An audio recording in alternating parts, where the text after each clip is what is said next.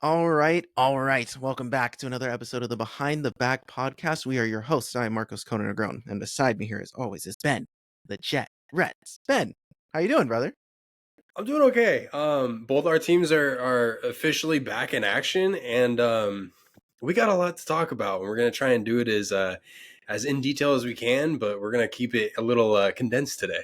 Yes, this is true because this week has just been a little bit hectic, and obviously this is Friday on the time of the recording. A few days after we kind of had this week planned, life happens. So we're gonna do our best here, but we're gonna start with what happened last night, and that was the Kings Mm. suffering just what was an annoying last second defeat in a game that we were pretty much in control of against Minnesota. So I know, I know coming out at the end of the game, we had some takes. So I want to start with you and what, what was your main takeaway from this game? Main takeaway, honestly, is it's a whole lot of upside. There's the ceiling, that we've talked about for the Kings the past, let's just say the 3 years, right? This is the highest it's been, and you could see that ceiling kind of show itself through the clouds there last night, but obviously they didn't hit the ceiling, and you don't expect them to in game one. I don't even expect that ceiling to hit in the first 20 games, right? Right. But where the frustration lies is you add a guy in DeMar this offseason who he fits in really well with pretty much any team because he's a natural scorer, a natural playmaker. He knows his role and he plays his role, and he's always available, right? Well, last night, we really didn't see much of the DHO action with Domantas Sabonis. Yeah, I was gonna say. And because of that, Domas ends with 1 assist. And I mean, I love Domas. I still think he's a great player, but I will go on the record and say Domantas Sabonis isn't worth the amount of money that we're paying him if we're not using him as a dribble handoff style player, because Fair take. he is really, really valuable in a DHO system with all these guys around him. And to not utilize him the way that you have been the last 2 years, it just seems like a waste. Okay, so I agree with that because again, towards the end of the game, I didn't even realize like, oh man, Domas only had one assist when they announced it like late in the fourth, and I was like, it's weird watching them because it didn't seem like they didn't have motion and things like that. I do think though where the issue started was in the fourth. Well, even towards midway through the third when they went on that cold streak in the last 4 minutes. But Mm-hmm. it they turned a lot more to ISO ball. And I felt like for a moment there, I just don't DeMar was getting to the line. He finished with 14 attempts, made 12 of them. But I thought there was an element of, hey, it's the new guy's first game. Maybe let's let him be the one to finish it off until the very last shot, which interestingly enough, he was the one throwing the ball in. Yeah. And I know that, in the moment that upset you. And obviously, great defense, great help defense by Ant. Keegan got as close as he could on a double clutch shot. It was in and out. Um, but you would have thought like a different kind of look would have been created. Now I'm not mad. I thought, Keegan, you know, I'm not mad that Keegan took the last shot. I'm just disappointed in that out of all the play calls they made, and they made great ones in this game, especially out of bounds. That was the end result. No, 100%. So there's a couple things on that last play. And obviously there's a lot of things that could have gone a different way where you don't even have to worry about a last shot scenario. The Kings could have done a lot better earlier on. You closed out quarters better where this doesn't even become a factor. But because it was there and because it was a thing, let's talk about it. So that final play. First of all, I don't agree with DeMar DeRozan passing the ball in. I think if he's as proven one of the most clutch scorers in the NBA, why is he not a potential shot maker, shot taker in the final possession of the game? That Mm-hmm. was a little weird in and of itself. Secondly, he missed De'Aaron Fox wide open, making a A kind of like cut, a yeah. cut. Yeah, a cut to the outside, which would have been an open jump shot. But honestly, for him, I think Foxy, with I think it was like 2 seconds, maybe just under three left, I think he would have been able to get inside and get a layup there. I don't think he was going for the three. So I'm looking at that and I'm a little frustrated. And then the other thing that frustrated me was the execution of that play. Because if you watch, Malik starts and a couple other guys start this play before the ball is even in DeMar's hands. And so Minnesota's already kind of anticipating where it's going. And they're already calling things out. They're like seeing kind of where this play might go. And I think that's what kind of got in DeMar's head and why he didn't make that pass to De'Aaron, because he thought it might not be there. It's kind of like reading a zone or reading, what the safeties or the linebackers are doing. He's kind of trying to anticipate what's going on here. And that's why he makes this cross court pass, which honestly, not mad at the pass. There was so many other options that you could have done.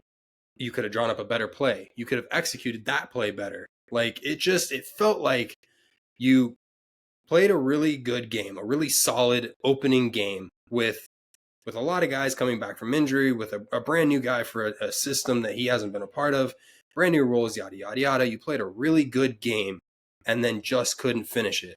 And where the ultimate frustration lies for me, dude, is that is more the same from last year. Nothing has changed in that regard. We didn't see them closing out quarters properly. We didn't see them executing when they needed to in terms of stopping a run. Yeah, dude, we were up 14 freaking points, I think, in the third quarter, and then they call a timeout, and then we don't score for 4 minutes and 16 seconds, and we let them take a lead going into the fourth, a 1-point lead.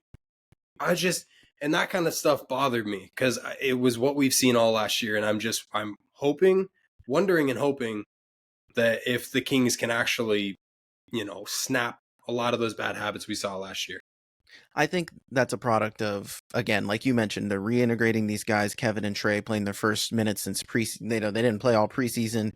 And obviously Mike went ahead and started Kevin. And, Kevin, he wasn't a negative, but he also, looked a little tired at times. Same with Trey. Mm-hmm.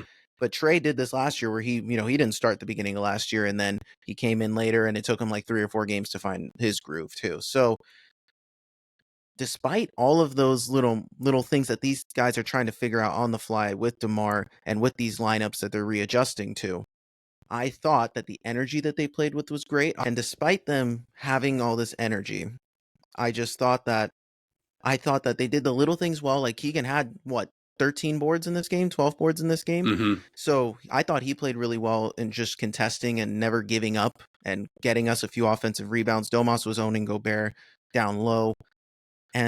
But then it just came down to those, you let them come back in and closing these quarters out, and you just went cold. And we thought this is why you signed DeMar and create this other element in this offense, is that so that you don't go cold. Yeah, and that's a lot of the pain that we saw in this one. I'm really hoping that they figure something out quick, because we talked about that home court advantage that we get in the early months here of the season, right? And if you're able to establish home court and establish a rhythm, because that's what I'm really searching for in this first 11, 15 games, right? I just want to see them get into a rhythm, find that rhythm, and find something to really rally behind before we hit that home court. Because if in these early months, man, you aren't taking care of home court, that's going to be rough. It's going to be really rough when you hit those later stages in the season where you're battling for position, because that's how the West is going to shake down. I've seen 1 or 2 games from a lot of this Western Conference, and it already looks really competitive. So yeah, seriously, if you're not positioning yourself early in this season, I'm nervous what it's going to look like later in the year.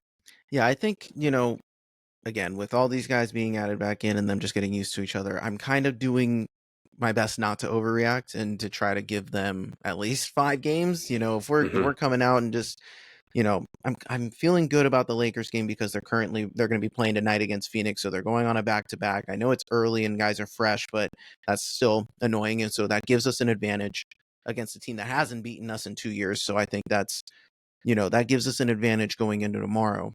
But I think we did all the right things. Like Julius Randle exploded in this game, and he always plays well against the Kings. But I think the idea going in, especially in that first half, was okay, we'll let Julius kill us, but we're preventing everyone else from finding a rhythm. Anthony Edwards was struggling, and honestly, he struggled all game. He just was aggressive at the end of the game and was able to force the issue and ultimately sealed the deal.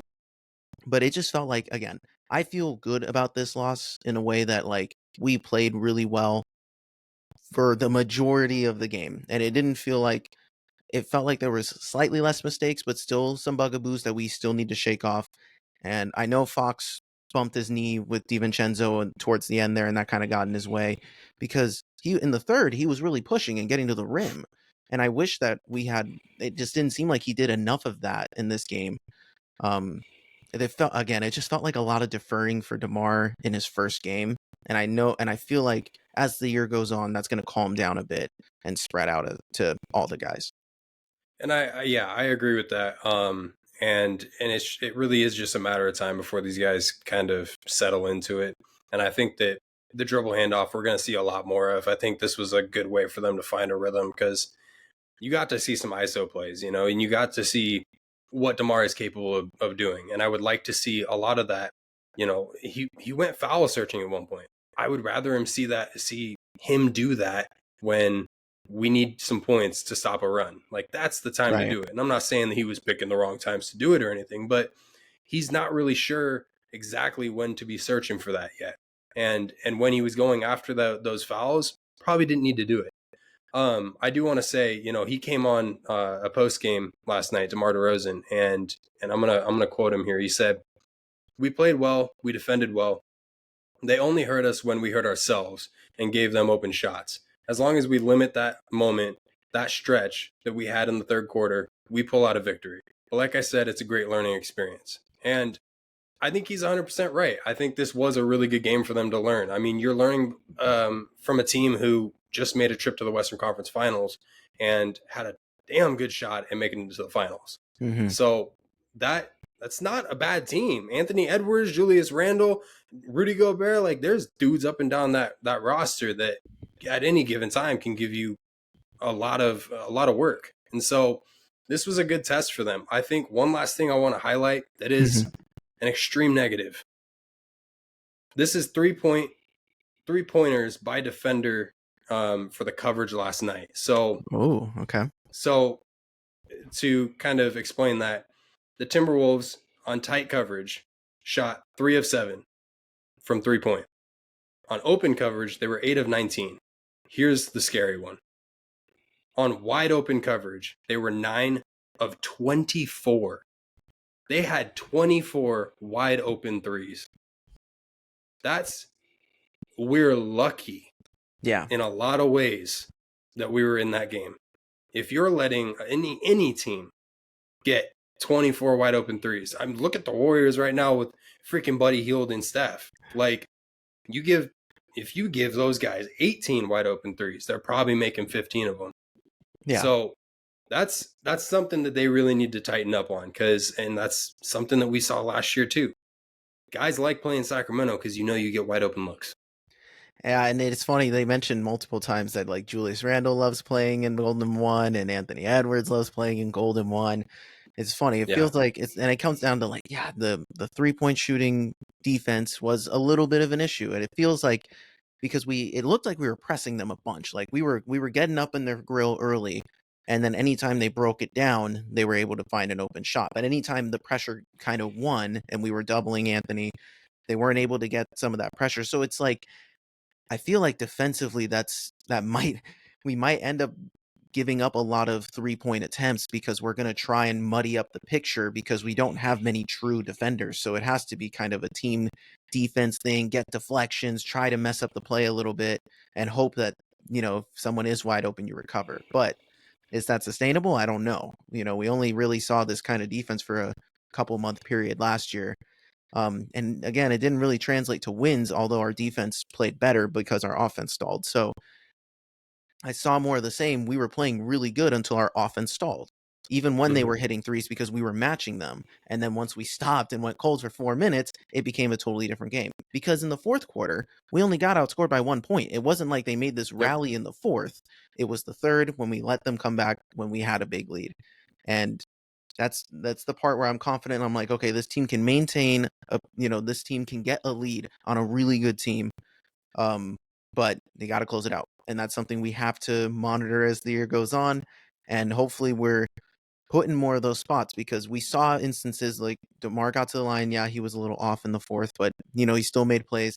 De'Aaron he wasn't that active in the fourth. He was just distributing, but Malik took over. So we saw kind of the three in the finishing lineup and the potential that could be there with the different options of who can score. So, the potential's there. And that's why I'm trying not to think too much about this loss, because I'm feeling confident going into LA tomorrow. So speaking of that game, we'll wrap up here with just kind of searching for some keys. What are you looking for? I'll start real quick. What are you looking for in terms of improvement? What are some keys to beating this Lakers team?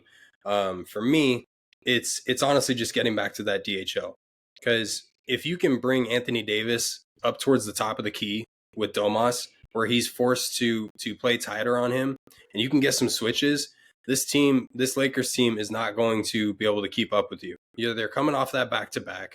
I know it's early, but it's still a back-to-back. You're going to have heavier legs than a team that's had a day of rest. And you really have to take advantage of just moving that ball around. And I want to see less of that ISO play. So I think the key for me is utilize Domas more. Get back to what you were dominating teams with the last 2 years, because I think that's going to be really big in this one. Yeah, they just got to keep the ball moving and keep up the intensity, because it's translatable to any game that they play. I liked the energy that they played with. So if they keep that up and then just tighten up those little dumb mistakes, make your free throws and run the DHO and play, get the ball moving, spread it around. You can use ISO. I think, like you said, it's like a run stopper. Okay, DeMar, get us a bucket. Okay, Malik, De'Aaron, get us a bucket. But that was the majority of our offense in the fourth. It almost felt like we just went away from what was working, and we need to make sure that when something's working, we just keep going to it. Like as in terms of the ball moving thing, I wouldn't say, unless DeMar's cooking and making every single shot like he was in the first preseason game, you just want to find different ways to attack. So, any final thoughts on what you expect on the Lakers game before we dive into some football here? I want to keep that intensity up, and I want this team to have every intention not to go 0-2. I think starting the season 0-2, regardless of who you're playing after that, it's probably the last thing you ever want to do, because we need to get a win. I mean, at that point, that would be 7 straight losses for this team. So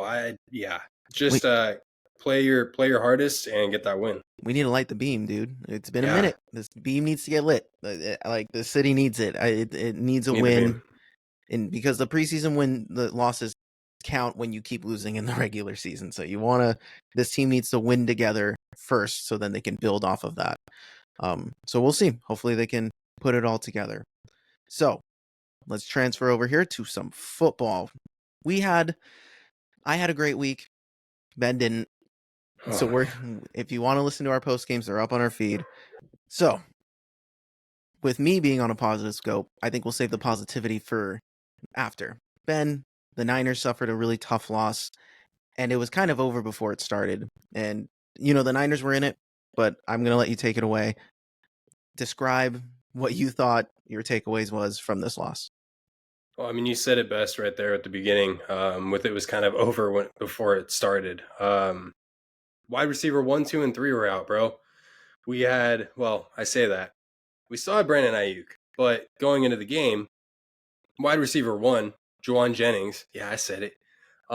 He's been dealing with an injury ever since the game before, and he was out of this one. And then going into it, during the pregame routine, Deebo Samuel started kind of feeling symptoms of some kind of undisclosed illness at the time, and ultimately resulted in him having pneumonia, which later on in the week ended up putting him in the hospital. He's out now. He's doing better. His status going into this week is questionable, but we're not talking about that just yet. So already at that point, you've got essentially one wide receiver that you are locked in on that is part of your starting core, and that's Brandon Aiyuk. And we've seen inconsistencies all season long for him so far. And so I'm kind of thinking at that point, okay, this has to be a big BA game. Well, we just lost Brandon Aiyuk for the season. And he suffered a torn ACL, MCL, as they evaluate his knee more. There's potential other structural damage that could even be like a torn meniscus. Like there's Makes me sick, dude. This recovery window, it's looking like a year plus. And it's just, I will come out and say this before I say anything farther about this game. Niners fans, football fans, everybody, this is why guys hold out and hold in and worry about their contracts up front before they even play a lick of football, a snap of football. Because any given play, a dude can go down for the rest of the year. He could go down for the rest of his career. If Brandon Aiyuk had been playing on his 5th-year option, I would be sick because he would have missed out on a ton of money. I don't care. I don't care about people making the accusation that he fleeced the Niners and now, he totally screwed them over because no. Because if that injury never happened, none of this is a conversation.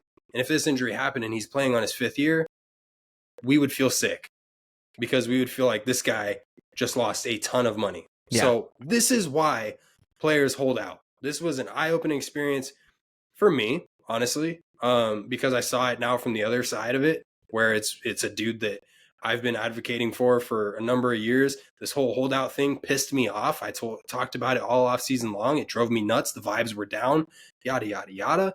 But ultimately, now he goes down with this injury, and I'm like, I'm just happy he got paid because this would have sucked. So I had to say that. I had to put that on the record because it's been driving me nuts seeing Niners fans out here saying some of the worst things about that whole thing. Classless, and I just kind of had to put it in check real quick.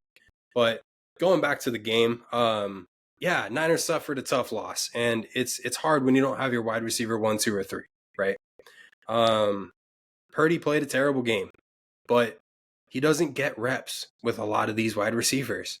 And Ricky Pearsall, who he got essentially a half a week with, was expected to be wide receiver, 1 at a point. And that, it's just not a recipe for success against a Chiefs defense that is just dogging it, man. Oh, yeah. That is a hell of a defense. And I've got to, look, I have asked for a rematch 4 different times. 4 different times. And every single time I've been shut down. This time it was 28-18. And I'm honestly kind of sick of it, bro. Like, you guys can listen to my post game. There's nothing of value in it because I'm just kind of defeated. And it's not even for the season. I'm not thinking that the season's a wash. But remember how we talked about it last week? I was like, what a win would mean versus what a loss would mean. Yep. Well, this Chiefs team, I still think is going to come out of the AFC. I know we had the Ravens going all the way, but how the hell do you vote? Do you bet against Mahomes at this point? Mm-hmm. Like, at least the Chiefs team. I can say against the Chiefs team. I can't say Mahomes because Mahomes is probably having one of the worst years of his career, actually. Mm-hmm. But that defense is carrying.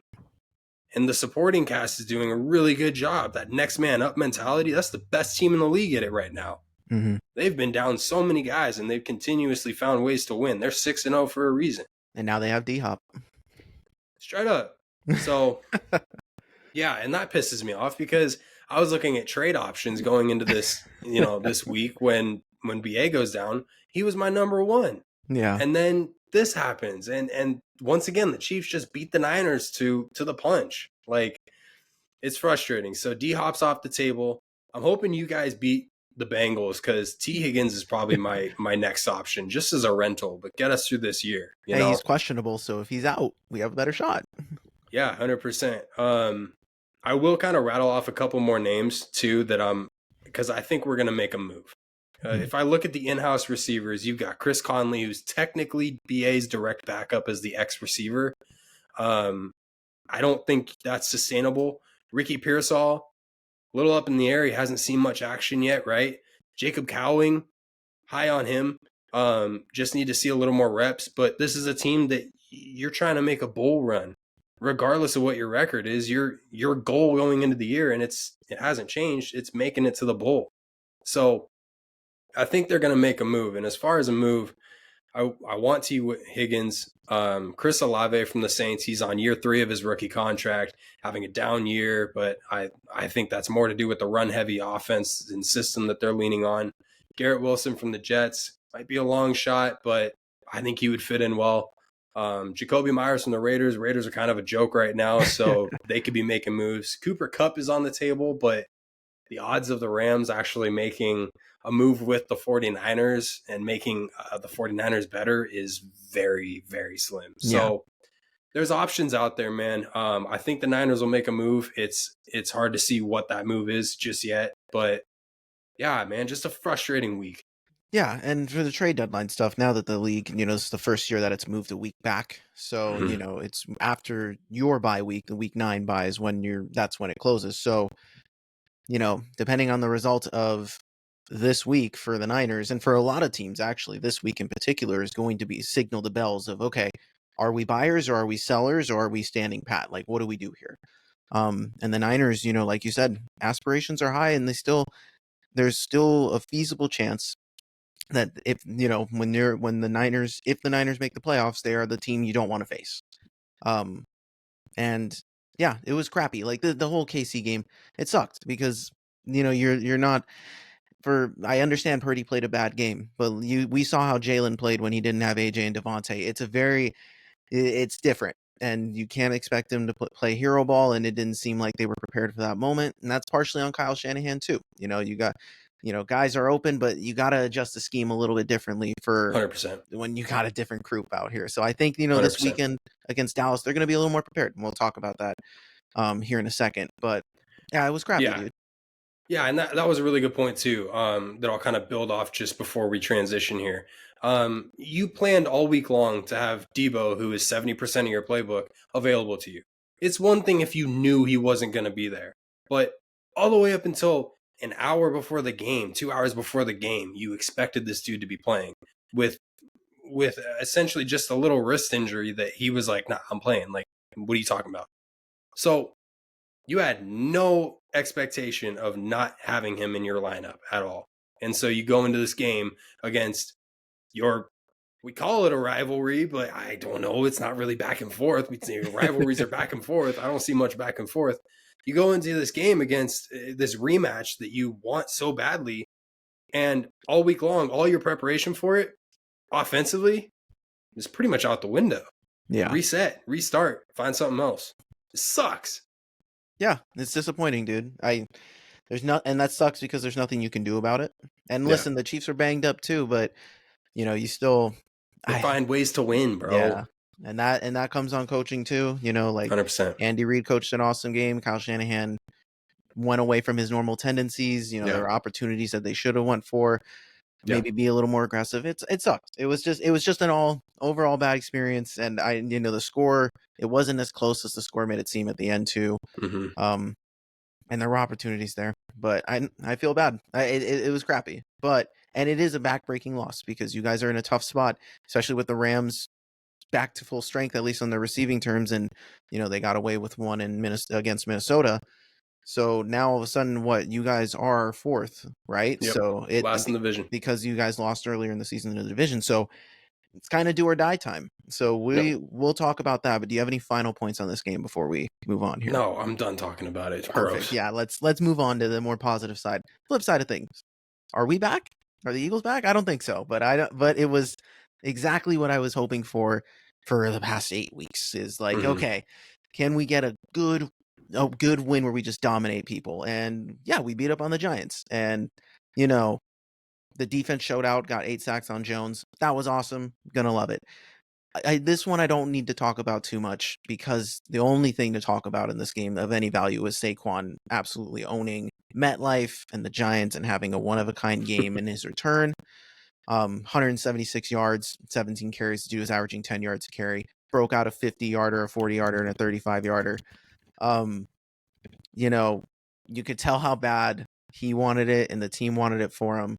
And one thing I want to point out, again, I've been enjoying the Saquon experience so far. He was 13 yards away from his career high in rushing yards. And Nick Sirianni, and this was going into the fourth when they were going to sit their starters. Nick Sirianni went up to Saquon and he was like, "Hey," and they have this on the NFL Films thing on the mic'd up stuff. He asked him, he's like, "Hey, you're 13 yards away from your career high. Do you want to go for it? We're thinking about sitting our starters, but if you want to go for it and get those yards, I want you to have that opportunity." And Saquon was like, "No, I'm good. Give it to the young guys. I want to see them run." And Nick Sirianni asked him like 5 straight times just to be sure. He's like, "Are you sure?" Like, I don't, he wanted to make sure that Saquon didn't feel any pressure. He like, if Saquon wants to get his yards, go get him. But no, he said, I want to let these young guys go. It showed Saquon's leadership, and it shows again the connection that Nick Sirianni has with his guys and able to kind of find those moments for him is great. So it was just an awesome game. Saquon was trash talking the whole time. You could just see it. He was running that dude over right out of the gate, setting the tone. He owns the most yards in MetLife Stadium out of any running back in history, which is still so cool. And he'll always get an opportunity to run so long as he's on Philly. He's running there once a year still. So he'll continue to build those numbers until he eventually finishes off or moves to a different team type of thing. But shout out to Saquon. What a hell of a game. And that was kind of a statement of like, we can operate our offense like this in certain games. So shout out Saquon. You did awesome. That's all I really have to say about that game. That was what we expected. I mean, we came on this pod last week and we talked about we just want to see Saquon pop off. And that was my biggest thing. Like, yeah, I wanted to see the Eagles have a dominant win, but I really just wanted to see Saquon just dominate New York. I mean, just take it to him.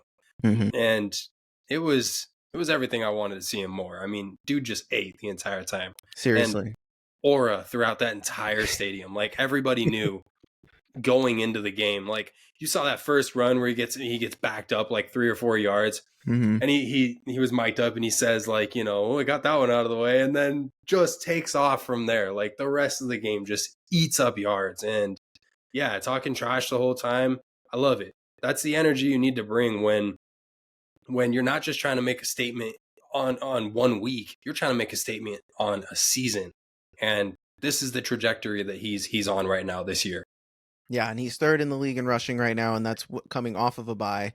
So those numbers are only going to ramp up if he keeps this up. And I love the energy. Like, again, he was messing with Dexter Lawrence the whole time. You can tell like the camaraderie he has with those Giants guys is still there, and that was awesome to see because you can tell that it was an organizational thing. Like, it was the front office that screwed him over, not his teammates. Yep. And that he has love. And the stadium, it's so funny because like as the fandom, I appreciate what they did. They booed the crap out of him. That's what you're supposed to do. I completely understand. But until he got in the end zone, once he got in the end zone, it was like, it's Saquon. Yeah, good job. You got your one. So I liked that, honestly, stay true to your fandom. Like, I get it. He did everything for you guys, but you bought into it. You let him go. And now he ends up, as the villain, and that you treated him like a villain and it worked out for everybody. I think it created a good atmosphere and a good vibe for the game. How did you feel about your quarterback? I thought he did fine. Listen, like, it worries me a bit that, we're only throwing 14 times, but he was getting pressured like crazy. Fred Johnson was getting cooked off the left. Brian Burns was having his way with him.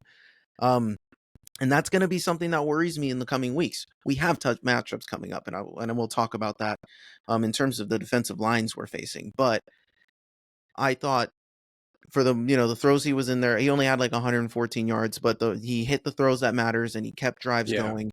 I mean, for the most part. See, the offense was weird because Saquon was doing was carrying. We finished 3 of 14 on third down. Like, we got sacked 5 times. Like, it wasn't perfect, and yet we still get away with just AJ Brown being the best receiver on the roster, on almost in the entire league, and just being able to separate on a bull crap 4th and 3 that Jalen just hucks it up while under pressure, and AJ gets away with a little shove, but he owns everybody, and that go ball is just an unstoppable route for those two. They have it up to a T. And listen, if you guys have if you have a tush push, a go ball, and Saquon, that might be enough to just get us 12 wins this year. So it's like, it's one of those things that, Jalen, I thought, did a great job of, like, I was wondering at first, I was like, why is he taking these awful sacks? And it came down to the point where he was practicing during the week, just not putting the ball in harm's way. And he hasn't done that. He hasn't had a single turnover worthy play in the past 2 weeks. And that's exactly what we've been asking for, is for him to just calm down and not turn the ball over. in terms of, I'm gonna pivot now because I think for the Giants game, there's not much to say off of that. Hmm. But what I need this week, what we need, we're playing a tough Bengals team. The Bengals are 3-4, but Joe Burrow is playing the best football of his freaking career. He's back in full strength. Now, T. Higgins is questionable, so we'll see how that works. They're a completely different team when they don't have both of those guys out there. But we need Jalen Hurts to be. I can't have game manager Jalen Hurts. I need him to make a few more special plays in this game. And if we want a chance to win. Offensively, they struggle. Offensively, we're going to have an advantage with the run game. The Bengals defense sucks, but they're not one of the better teams when it comes to run defense. So if we can, I want us to go out of the gate and just pound the ball with Saquon and just try and set the tone with the physicality. But I'm a little bit nervous about our offensive line in terms of the pass game because of Fred Johnson. Trey Hendrickson is the guy on the other side, and he's a game wrecker. And that's going to be the matchup that will affect Jalen's game, I think, because you could tell Jalen was just under pressure and he could feel it and he wasn't able to escape. The Giants did a good job of holding him together. So I'm interested to see how that matchup works and if they maybe do some more designed runs or maybe some more easy options for him. And if they just feed AJ the whole time, that's fine. Like they can get away with that. They don't have a corner on the other side that can hold AJ one-on-one. So if they want to try and do that, that's fine. So Jordan Mailata and Dallas Goedert were the only ones on the injury list for this game. Zach Bond was on the injury report going into the week. He had a shoulder thing, but he's cleared. He's good to go. So we're all set on the defensive side of the ball. And that's what I'm excited for. In Joe Burrow's career against Vic Fangio style defenses, whether it was him, Vic Fangio specifically, or descendants of his defensive scheme, Burrow hasn't played the best. So I'm interested to see with the way the Eagles defense has been playing lately. This is a real test. We've been playing, Daniel Jones and Deshaun Watson. Like that's not a test. We're playing Joe frickin' Burrow playing awesome. So this is going to be a great test for me to see where this defense truly is at. And I think that's the same thing for the Bengals. They want to see, can they hang? Because unsurprisingly, both of these teams, the Eagles and the Bengals, played the Giants and Browns the past 2 weeks. So, it's both of these wins look great, even though the Eagles played the Giants better than the Bengals did. But I don't know. It's gonna be an electric matchup. But I'm afraid that if Joe Burrow turns this into a high scoring game, that's the part where I'm nervous of. Is Jalen gonna press? And can he deliver? Because I know he can. Like I believe that he can, but he just hasn't in a long time. And he hasn't delivered like amazingly since the 22 Super Bowl. So it's for me, I'm like, it's like I need that Jalen. That's gonna give us the best chance to win. That's an interesting point. I really haven't thought of it like that because, yeah, you've had some wins that have come down to the wire since the 2022 Super Bowl. You've had just routes, games that were never close from the start. You've been on the opposite side of that. And yeah, as I think about it, I just really haven't seen that. Like, yeah, Jalen's been, the go ball that ends up winning the game, but it's been kind of shadowed by interceptions or fumbles or sacks or, like just inconsistencies throughout that game. So it's like he hasn't put together that like full dominant game since 2022. That would be an interesting thing to see is if this does turn into a high scoring game, because I think it is. I think it will. And these are two high flying offenses at their peak. If this turns into a high scoring game and Jalen Hurts does start to deliver and he plays a relatively clean game, I think you'll be able to not just as a fan, but as a team, really rally behind that because you'll feel like we've got our leader back. Like we never really lost him. We've had him as a leader, but we've got him balling again too. Mm-hmm. And that's something like when your quarterback's balling out like that, bro, I mean, to rally behind that is the best feeling, I'm sure. Oh, yeah. And this week for both of these teams, for the Eagles and the Bengals, for the Eagles, not so much. It's not a must win. For the Bengals, it is. Like, they're playing a tough AFC North division. They need to win. They've been playing from behind this whole time, so they're more desperate than Philly is right now. But for both of these teams, A win against either one, if the Bengals win or if the Eagles win, the team that wins is going to come out of there feeling really good. And the narrative that people are going to talk about is, oh, this team is serious. Okay, let's see what's up. And for the Bengals, they're going to be like, oh man, now we have even less room for error. And the Eagles are like, okay, well, we lose, we go to 4-3, we're not out of it. Washington's dealing with their own stuff. This division's still up for grabs. But if the Eagles win, the conversation around Philly is like, oh, maybe we do need to start taking them seriously again. Maybe they're not as fraudulent as we thought they were with all this drama going on. Maybe they finally hit their stride. Because they've had a weird season starting in Brazil. That felt like a whole different season to them, and then to come back, and then they suffered some of these tough losses, and then it's like the bye week was the perfect time to get things right. And I think now they kind of reestablished their season and got back into form, and now they're ready to run. So takeaways for me that I want to see, I need to see Jalen be special this game while also finding consistency in the offense. We need to convert better on third down. We can't be 3-14 in this one. We need to be consistent and put the pressure on this Bengals team, and hopefully we can muddy up the picture for Joe Burrow, and like if he has to beat us, that's gonna be the case. But I want our defense to get an interception finally. We still don't have a single turnover on the season, which is crazy to me defensively. But if we can get sacks, pressure Burrow, just make things uncomfortable, and maybe force an errant throw and capitalize on it, it's gonna be that'll be a way to win, especially on the road. Like we need to get a turnover on the road and force Joe Burrow to suffer a little bit. Still no points in the first quarter? Great point. You're right. Still no points in the first quarter, which is interesting considering we put up 28, right? That streak has to end this week. Any points. Yeah. It needs to end this week if we want to keep up. If we're not scoring in the first, they're going to be up 10-0 on us. So it's not going to be fun. Yeah, I think all those points are really good. I'll say I have the Eagles winning this game, and it's like I said, I think it's going to be a shootout. I've got 31-28.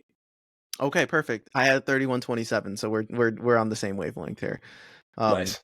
But yeah, no, it has to be. We have to. I don't think we win if we're at 24 or lower. I don't think we win this game. So it'll be interesting for sure. And I don't think you win the game if you don't have first quarter points, regardless if it's 0-0. That's the thing. You got to jump out against this team. You've got to establish yourself early on in this one. I agree.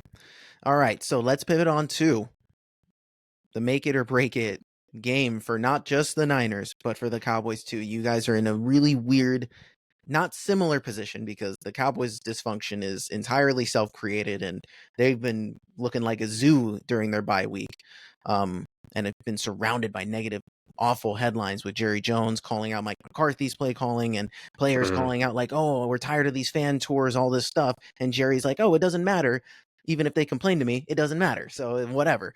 And then I hate Jerry, bro. I hate Jerry Jones. And then the Niners. This team has owned the Cowboys of the past, few years. And I wonder, who's going to be playing. We don't know yet. And I know you're going to elaborate on that here. But this has to be a must-win game, right? Yeah, absolutely. This is the make it or break it. I mean, at this point, the way I kind of view this game, I have my if you win versus if you lose last week. I'm going to do the same thing here. A win versus the Cowboys would mean you're still in the running for the division. You're going into a bye where you can kind of get your health back, get your mentality back, get some motivation. It's better to go into a bye week feeling a win for 2 weeks rather than a loss. I think that's huge. And at that point, you're set for a similar run to like 2022 when in week 7 you played the Chiefs in 2022 and you lost and you were at 3-4. Oh, that's interesting. So kind of some interesting little things there, right? And it's big that they get the win here. Now a loss would mean you're even further back from your division, especially with that Rams win on Thursday. And if your other divisional rivals get 1 or 2 wins, you're just distanced even further back. So I can't help but to think that if the Niners lose against the Cowboys and this divisional gap gets any larger, you need to really think if it's worth bringing back a guy like CMC and leaning on him the way that you normally would, or if you want to just chalk it up for the youngsters, give them some runs and keep CMC ready to go 100% going into next year. And I know fantasy owners, y'all going to hate me for saying that, but this is kind of a reality when you've got a team in the Niners who have yet to win a Super Bowl in this generation and are really still knocking on the door. I don't care what y'all say. We're 3-4. We look dysfunctional. We have injuries up and down. We're still knocking on the door. Yeah. This roster's still loaded. And if you get that health back and you position yourself right, I mean, John Lynch came out today and said they're expecting Greenlaw to be back this year. They're expecting Javon Hargrave to be back if we make a playoff run. CMC's definitely going to play. He said they're definitely on the table to play this year if you make it the distance. Mm-hmm. So that right there is motivation in and of itself to play as hard as you can and get there. But if you started off in week 8 with a loss against a team that you've essentially dominated for the better part of 5, 6, 7 years, it sets you up for a weird scenario. So before, I kind of get my keys to victory, let me run down the injury report for you real quick. Huh. And this is for both sides. So give me about 10 minutes here to read this off. All right. So for the Niners, guys who are out of this game: Kevin Givens, Jawan Jennings, Jake Moody. Obviously, Brandon Aiyuk and all his IR friends are out of this game as well. I won't get into that long list. The questionables is actually what scares me a little bit more than the outs. George Kittle, questionable with his foot. Deebo Samuel, questionable with his illness and technically his wrist still. And George Odom, our safety, questionable in this one as well. Here's the other one. Diamador Lenore pops up with an illness. I expect him to play, but it's not good when you know that this Cowboys team is going to be throwing the ball 50 times in this game, when you don't have a cornerback and a defensive back that has really just been playing a great season so far. I mean, he picked off Mahomes in this last game. And that's the second time in his career he's picked off Mahomes. He did it in the Super Bowl. So I'm a little bit worried with the injuries as far as the Niners are concerned. Now, looking on the other side, just going a quick list. To be honest with you, the one that really stands out to me, Micah Parsons is out. This is where you really got to take advantage of that. Because you're going to be able to hold the ball a little bit longer, just a little bit longer with Micah being out. It's still a good D-line, but Micah's a game changer. Like, I don't like the guy. We don't like the guy, but it's a real thing. When he's out there, that defense, it's like Nick Bosa. Yeah. Like, it's just so much better. So he would have owned McGlinchey.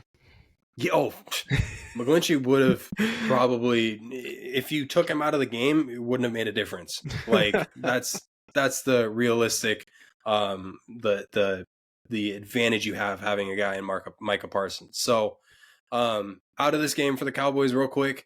Obviously Micah, you've got Jordan Phillips out, John Stevens Jr., and Darren Bland. And then you've got Nick Vigil, who's questionable, and Eric Hendricks, who's questionable. So they're banged up too. This is a battle of two banged up teams, just like last week. It was the Chiefs and the Niners, two banged up teams. I mean, this is a banged up season.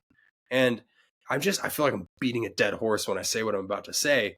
It's that next man up, bro. And this is the week. I mean, if you go into this, let's say worst case scenario, you don't have George and you don't have Deebo. Next man up is really got to apply, because you just can't lose this game. It's simple as that. So we'll see what that, what Sunday looks like in terms of who's out there and available. But I need this win, man. Yeah, you do. And I think the easiest way to do this is run the damn ball. Like this run defense for Dallas is horrible. Terrible. No Micah. You guys can do this. And it's not that hard. Run the ball down their throats, set up play action, let Brock cook. Defensively with Lenore, I mean, hopefully, is Mooney playing? Yeah, Mooney's playing. Okay, so at least someone's on CD, so that'll make it a little easier. Mm-hmm. But that's going to be, I agree. They're going to throw the ball 50 times. You got to be ready for it. So hopefully the pressure gets to Dak and, you guys can just set the tone right out of the gate. And again, you guys own them, and I think just like the real estate that the Niners have or the Chiefs have and the Niners had, the Niners have the same thing for Yeah. Dallas. So Dallas is always scared to play the Niners, and they always play differently when they play the Niners. So it'll be interesting. Maybe they'll run the ball 30 times against you guys to see what happens. I don't know. It'll be interesting. Yeah, and the thing is, with the way our run defense has really established itself, honestly, the last 2 weeks, I would be okay with that. Yeah, I think that's a really good key for this one. I agree 100%. Like, you got to pound the rock in this one. Simple as that. Especially if you don't have Debo and Kittle out there. Like, it's even more of a reason, whether they see it coming or not, you can take advantage of this terrible run defense that Dallas has got going on. So, yeah, I'm curious to see how it'll go. I will highlight real quick, one of my new favorite players, Malik Mustafa, is going to be one of the best safeties in the league. I said it here first because Love dude that. hits like a freaking freight train, dude. Like, the way he's able to, he's what I would consider like an angle safety, meaning he just finds an angle when he reads a play, and he's able to just go straight into, read that pocket and just dive into it. And most guys, like Kyle Shanahan kind of alluded this a little bit, most guys will take these long strides and then do a little shimmy step before you hit somebody. Not Mustafa. He is long strides until he hits you. Like, there's no slowing up. He's hitting you full power. Yeah. And that feels like Niners defense. Like, that's Niners football. It's that hit you as hard as we can, let you know we're here. And that was what I saw from him in that Chiefs game. That, I gave him my game ball because I wanted to give it to him the week before, but he went out of that game early on. And he had already had a couple good plays, but it was like I didn't see a full product. Yeah. Well, I saw the full product last week. And I know he had that social media goal line truck that Mahomes had on him, but nobody wants to talk about how Mustafa was going completely sideways against a dad bod Mahomes who was running full speed at him. You're never going to win that. I don't care who you are, unless you're Fred Warner. I mean, he did also literally throw Xavier Worthy like off the field, So he flew like 5 yards. It was hilarious. So I want to see Mustafa just kind of have his way in this one, and they're going to be throwing the ball a lot. I want to see a Ward pick. If Mustafa gets a pick, that would be awesome. He had that pick against Geno. Instead of going out at the 2-yard line, though, maybe take it up a little bit farther this time. So yeah, keys to this one: pound the rock, and don't let Dak feel comfortable, because Dak and CD are still out there, and that's all they've got, really, to be honest with you. Yeah. And if you can stop that, and you can make Dak feel uncomfortable in this one, he's going to turn the ball over, because you will be able to, especially in the second, third, fourth quarter, really the third, fourth quarter, you'll be able to anticipate what they're about to do with the football. Yeah. So this is going to be a good game. I'm really hoping the Niners pull this one out. I've got the Niners winning this one 28-21. That's a great score. I didn't really think about a score for this one, but no, that sounds great. 28-21. That sounds about right. I think it's going to be enough scoring, and you guys will be in control for most of this game. I think you guys will be able to extend possessions, but I think you guys will finish in the red zone, since they're going to have a hard time just being able to stop. They're not going to be able to condense the line and stop you guys as easily as a team like the Chiefs would. So yeah, no, 28-21 sounds great. Yes, sir. Yes, sir. All right. So final super quick stuff here. We're going to do our quick Chargers check-in. And when I mean quick, I mean quick. They sold against the Cardinals. Yeah. That's all we got to say. They gave it away. We're going to talk more about them, but we're running a little low on time here. We'll talk about them next week. Hopefully they get the win. We'll see what happens. But Ben, you have our betting picks of the week that we have together this week. So let's name them off. Go for it. We do. So first betting cover of the week. Bears are favored by 3 against the Commanders. I don't think Jaden Daniels will play this one. I know he's questionable going in, but I think there's no way he's playing.